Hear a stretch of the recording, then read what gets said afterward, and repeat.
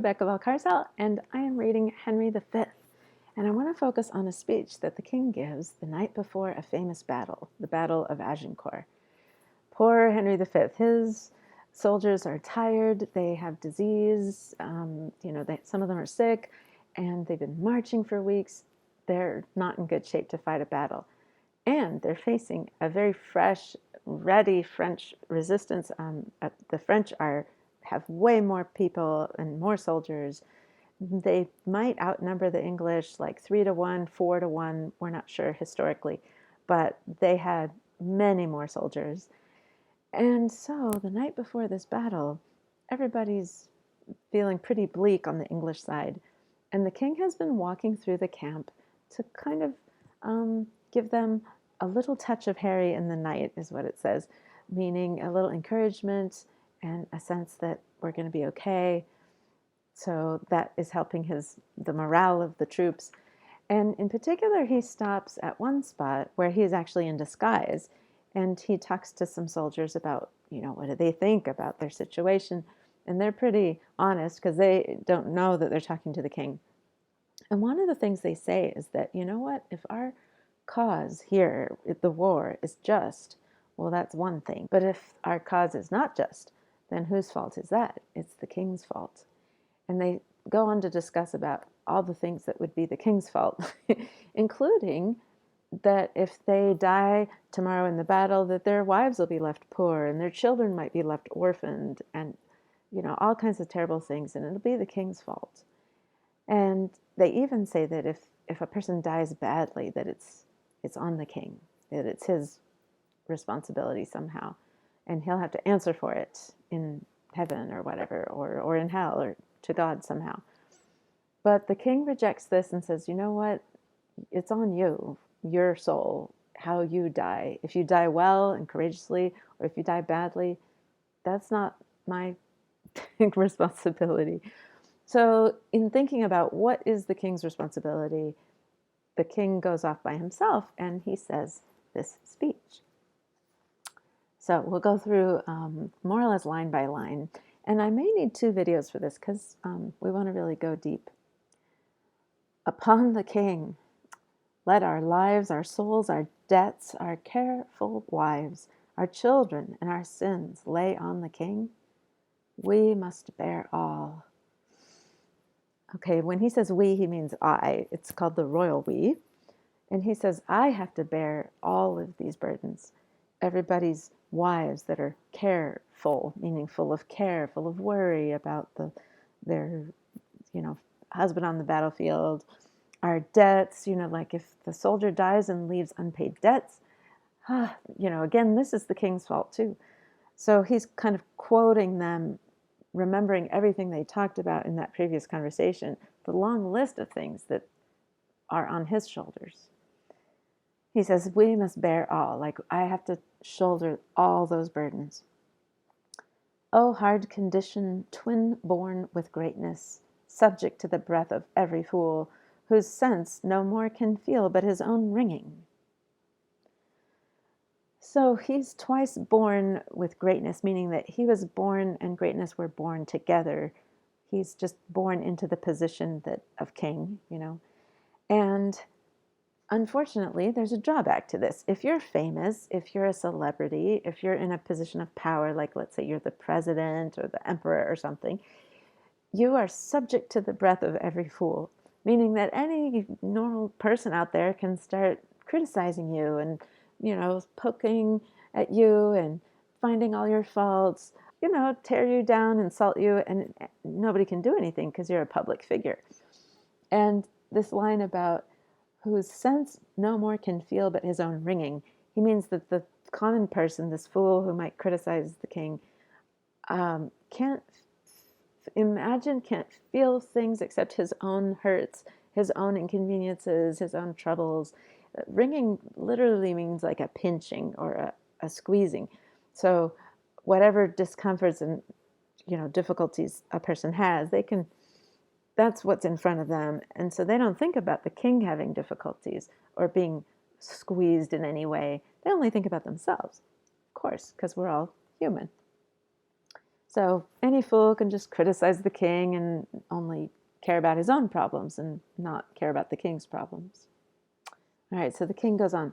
What infinite heart's ease must kings neglect that private men enjoy? And what have kings that privates have not too, save ceremony, save general ceremony? So he asks this question, wow, what heart's ease, what quiet conscience, what nice comfort do kings not get to have, forego, do without, that private men enjoy, meaning the common person does get to enjoy? And what do kings have that regular people don't also have, except ceremony?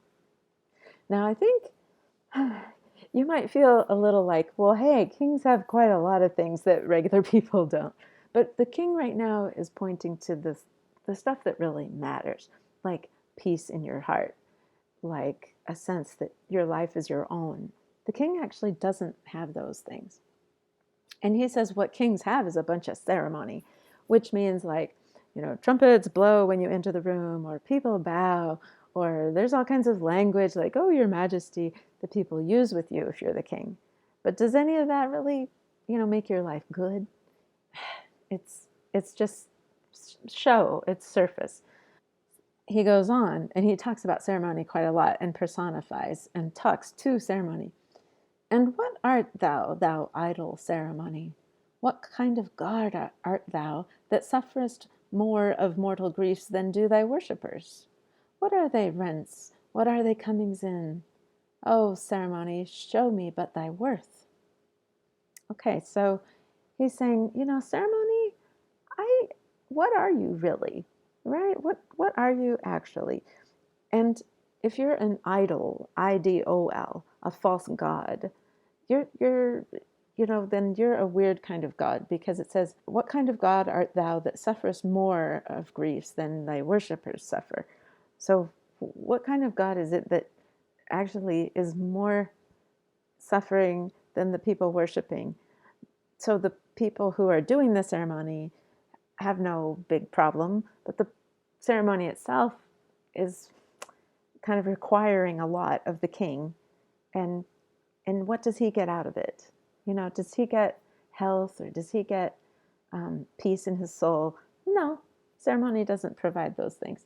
And he says, what are they rents? Like, what am I getting from you?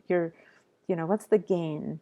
What are thy comings in? And it's a metaphor with money. Like, how are you worth anything? And he actually says, oh, ceremony, show me thy worth. You're not worth anything, is what he's saying.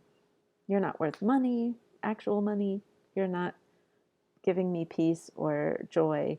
You're just, surface pomp. What is thy soul, O adoration? Art thou aught else but place, degree, and form, creating awe and fear in other men, wherein thou art less happy, being feared, than they in fearing? So this is a similar sentiment. He's saying, adoration, I'm going to talk to you for a second. What is thy soul, adoration? Like, what's the essence of people adoring the king? He says, are you anything but place, degree, and form? Again, all these surface things. Creating awe and fear in other men. So sure, the people who follow the king have a lot of awe and fear of the king. Okay, but they are kind of happy in that role, according to the king. Like, they get to do the fearing and the awe, and they have the fun of like, oh, I got to talk to the king. But what does the king get out of it? I mean, the adoration doesn't really, again, bring him peace or joy or meaning. It feels kind of hollow. What drinkest thou oft, instead of homage sweet, but poisoned flattery?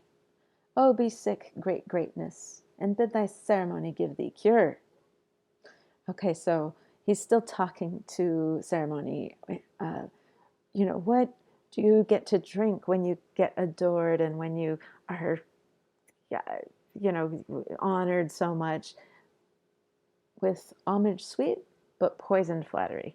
So what do you get except people flattering you all the time, and they don't even mean it? Like, people are even insincere to you.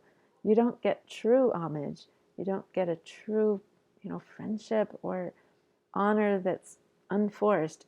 Everybody's compelled to honor you. So it doesn't mean much. A lot of flattery, a lot of compliments that nobody means. And then he says, be sick greatness and ask ceremony to cure you. Ha! So, yeah, you're famous, you have power, but if you are sick, then ceremony cannot make you well. Like, no amount of people bowing before you or playing trumpets before you enter the room. None of that is going to make you healthy. And so that isn't all that valuable, is it? Okay, let's stop here, and we're going to continue on that theme about health and whether you can get it from being famous or not, which of course you cannot. But the king is going to keep talking about that. All right, join me for part 2.